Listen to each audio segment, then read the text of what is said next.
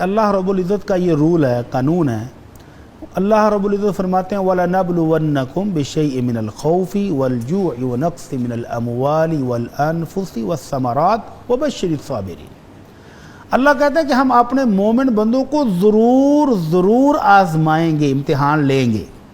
کیسے؟ کبھی بھوک کے ساتھ، کبھی فقر و فاقے کے ساتھ، کبھی پھل پکے ہوں گے اور طوفان آئے گا اور وہ ضائع ہو جائیں گے، کبھی کھڑی فصلیں تباہ ہو جائیں گی، کبھی خوبصورت اولاد جو آنکھوں کی ٹھنڈک بنی ہوئی تھی وہ اللہ واپس لے لے گا۔ تو اللہ کہتے ہیں وہ بشر الصابرین، ان امتحانوں میں صبر کرنے والوں کے لیے خوشخبری ہے۔ جی تو اب ہم اس کو آزمائش اور امتحان کہیں یا اپنے گناہوں کی سزا کہیں، فرق کہاں آئے گا؟ اگر تو انسان اللہ کا فرما بردار ہے، اللہ کے ساتھ تعلق مضبوط ہے، گناہوں سے بچ رہا ہے، نافرمانیوں سے بچ رہا ہے، تو پھر اللہ کے نبی کہتے ہیں اشد الناس بلاء الانبیاء ثم الامثل فالامثل، سب سے سخت امتحان اللہ اپنے نبیوں کا لیتا ہے، اور اس کے بعد جتنا کسی کا ایمان مضبوط ہوتا ہے اسی حساب سے اس کی آزمائش بھی ہوتی ہے۔ جیسے میں نے کچھ مثالیں بھی دی تو لیکن جو بندہ ہو ہی نافرمان، نعمتوں کا نہ شکرا ہو، وہ کہے کہ میرا یہ امتحان ہے، نہیں، اس کے بارے میں اللہ رب العزت فرماتے ہیں وَمَا أَصَابَكُم مِّن مُّصِيبَةٍ فَبِمَا كَسَبَتْ أَيْدِيكُمْ وَيَعْفُو عَن كَثِيرٍ، تم پر جو مشکل مصیبت آتی ہے وہ تمہارے اپنے کیے کی سزا ہے، اور اللہ بے شمار غلطیاں تو ہماری معاف بھی کر دیتا ہے، لیکن پھر کبھی اس کو غصہ آیا تو پکڑ بھی آ جاتی ہے۔ تو اس پکڑ کے بعد کیا کرنا چاہیے؟ سورہ القلم کے اندر اللہ رب العزت نے ایک باغ والے کا واقعہ بیان کیا۔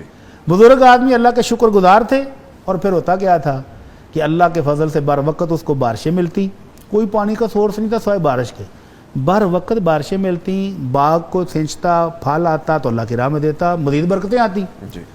اس نیک بزرگ کی اولاد نے سوچا کہ یہ ہمارے بابا جو ہے نا یہ کوئی اچھا کام نہیں کرتے، غریبوں کو بانٹ دیتے ہیں۔ تو جب ان بچوں کا اقتدار آیا، والد صاحب دنیا سے چلے گئے، تو یہ جو سیانے بن رہے تھے، عقل مند، اللہ کے ناشکری کرنے پر تل گئے اور فیصلہ کیا کہ رات کے وقت نکلیں گے گھروں سے اور صبح روشنی ہونے سے پہلے فصل کاٹ کے تو سنبھال لیں گے، غریبوں کو پتہ ہی نہیں لگنے دینا۔ تو اب رات کے اندھیرے میں چپ کے نکلے، ایک دوسرے کو وعدے دے کے اور قسمیں کھاتے ہوئے، خبردار کسی غریب کو آج پتہ نہ چلے کہ باغ میں فصل آ گئی ہے تو ان کو حصہ ملے گا، نہیں۔ تو جب یہ باغ تک پہنچے تو وہاں باغ ہے ہی نہیں، صفایا ہو چکا ہے۔ تو ایک دوسرے کو کہتے ہیں کہ یار ہم رستہ تو نہیں بھول گئے؟ کہتے نہیں رستہ تو نہیں بھولے، باغ تو ہمارا ادھر ہی تھا۔ تو پھر ان میں سے جو بڑا بھائی تھا، تھوڑا نیک تھا، ان کو سمجھاتا رہا تھا پہلے بھی، کہتا میں نے تمہیں کہا تھا کہ بعد آ جاؤ، اللہ کی ناشکری نہیں کرو، اب اس کا عذاب آ گیا، یہ دیکھو یہ باغ سارا تباہ ہو چکا ہے۔ اس موقع پر ان ناشکروں کو بھی خیال آ گیا کہ ہم سے غلطی ہو گئی۔ اس موقع پر وہ کہتے ہیں عَسَىٰ رَبُّنَا أَن يُبْدِلَنَا خَيْرًا مِّنْهَا إِنَّا إِلَىٰ رَبِّنَا رَاغِبُونَ، ممکن ہے ہم توبہ کرتے ہیں، اللہ سے معافی مانگتے ہیں، تو ممکن ہے کہ اللہ ہمیں اس سے بہتر باغ عطا فرما دے، ہم رغبت اللہ ہی کی طرف کرتے ہیں، مانگ اللہ ہی سے رہے ہیں۔ تو یہ ہونا چاہیے طرز عمل، کہ یہ نہ کہیں کہ یہ اللہ کی طرف سے ہمارا امتحان ہے، اتنے نیک ہم ہیں نہیں، اتنے فرما بردار ہم ہیں نہیں، تو ہم گناہ گار ہیں، خطا کاروں کے ڈھیر خطاؤں کے لگائے ہوئے ہیں۔